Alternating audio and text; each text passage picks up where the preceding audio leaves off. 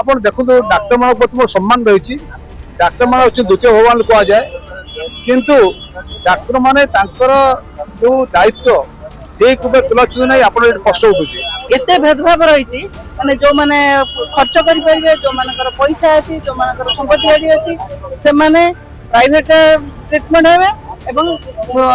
ଭଲ ହେବେ, ଆଉ ଯୋଉମାନେ ନାହିଁ ସେମାନେ ଏଇସବୁ ଆସିବେ ଏବଂ ଏଇଭଳିଆ ପରିସ୍ଥିତି ହବ। आउटसोर्सिंग डाक्तर बर्तमान बड़ मेडिकल कौन अनेक विभाग रे प्रोफेसर ना एसोसिएट प्रोफेसर ना अधा डाक्तर ना 60 भाग स्वास्थ्यकर्मी ना एगुड़ा नियुक्ति दि जाऊँ मूल समस्या। मुक्त चिकित्सा एवं स्वास्थ्य सेवा प्रत्येक व्यक्ति हूँ जन्मगत अधिकार। जदि कह जाए जो समाज रे हम जो बसवास करुचे जदि आम चारिपाखर स्वास्थ्य सेवा जो रही कथाटी जदि ठीक रही उन्नत मानर स्वास्थ्य सेवा रही तेबे से आम चारिपटर जो समाज सुस्थता भितर रहिबो।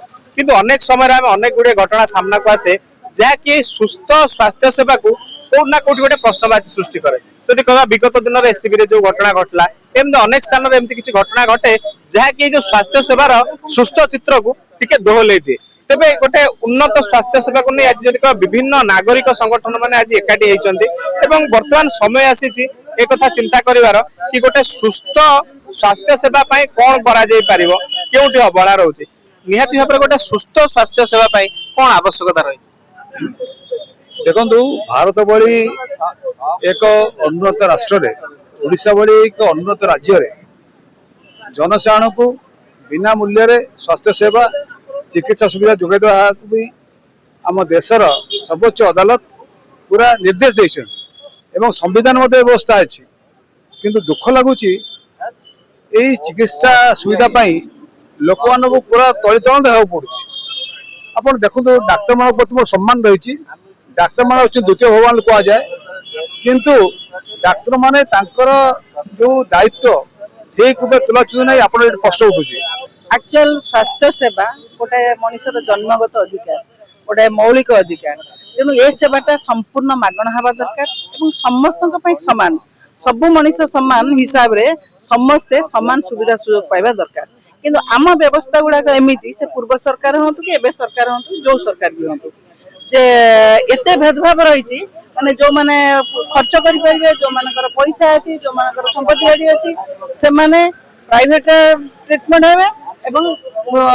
भल हेबे, आ जो माने नाही सेमाने एई सब आसीबे एवं एई भलिया परिस्थिति हबो अवहेला हेबे। आ विशेष करी जो हेल्थ डिपार्टमेंट रे जो सब व्यवस्था हवा दरकार जेमति कि मेसिन व्यवस्था जेते सब इक्विपमेंट माने life saving drugs, life saving equipments ए सब माने यथेष्ट अवेलेबल हवा कहउछले भित्तिभूमिर आवश्यकता रही जा फल कि माने लोक ठीक भित्तिभूमिर आवश्यकता कहीं रही बड़ मेडिकल आसार कारण डिस्ट्रिक्ट हॉस्पिटल गुड़ा काम करूना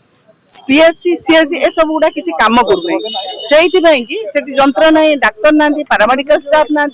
माने वेल इक्विप्ड नुह आदौ खाली गोटे बिल्डिंग रही गोटे दिटा लोक एपट सेपट होते कुकुर बुलुवे गाई बुलुवे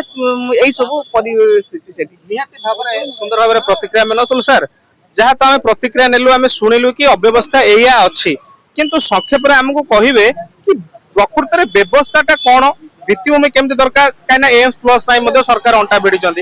आउटसोर्सिंग डाक्तर बर्तमान बड़ मेडिकल कौन अनेक विभाग रे प्रोफेसर ना एसोसिएट प्रोफेसर ना अधा डाक्तर ना 60 भाग स्वास्थ्यकर्मी ना एगुड़ा नियुक्ति दि जाऊँ मूल समस्या। भित्तिभूमि घर द्वार अलग कथा किंतु जेतिकी लोक रहा कथा मेडिकल को संभाळा कथा ता नाही एवं संपूर्ण सेटा आउटसोर्सिंग रे चली। Primary health centre, community health centre बा पीएचसी सीएचसी जोटा को आमे कहू सेठी बहुत संख्यक रोगी सेठी चिकित्सा होती। तापर थर्ड टायर होची डिस्ट्रिक्ट हेडक्वार्टर हॉस्पिटल सेगुड़ा जदि इक्विप्ड हम ताहले जो रेफराल हॉस्पिटल वर्तमान जो गोटे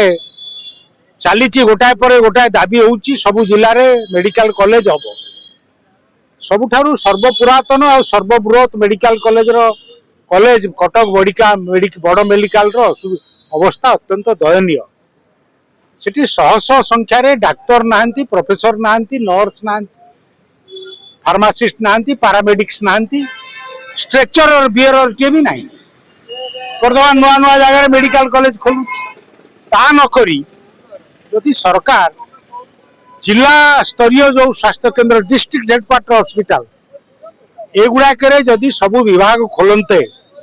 जंत्रपाति जोगे दियंते ताले रेफरल हॉस्पिटल गुड़ाक प्रेशर कम हो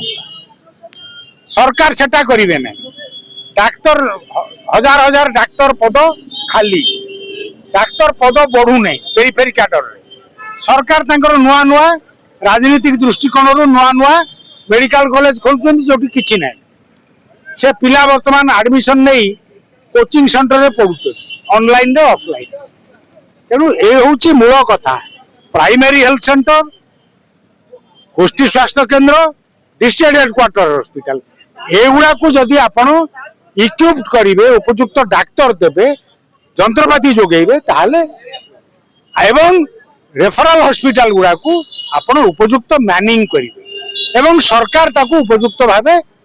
परिचालना करिवे ताहले स्वास्थ्य सेवार कोनोसी असुविधा हबनी। जदि गोटे आम जोटा पीएचसी सीएचसी कहते बा सहरांचल प्राथमिक स्वास्थ्य केंद्र कहूचे तापर जिला स्तरीय भाव जो डिस्ट्रिक्ट स्वास्थ्य जोटा आम हेडक्वार्टर बोली कहूचे बा जिला डाक्तरखाना जहाँ कहूचे जदि प्राथमिक स्तर यही गुड़िकर भित्तिभूमि को सुदृढ़ करा सेठी विभिन्न प्रकार जो रही विभाग डाक्तर मान रखा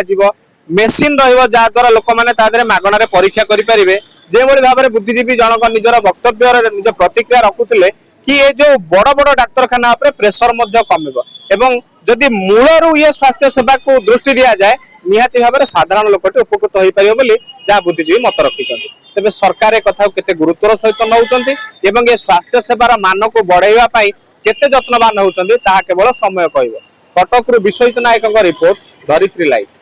एई भिडियोटी आपनकु केमिति लागिला कमेंट करि जणांतु। धरित्री लाइव रो यूट्यूब एवं फेसबुक चैनल को सब्सक्राइब करंतु। अधिक खबर पई लॉगिन करंतु www.dharitri.com।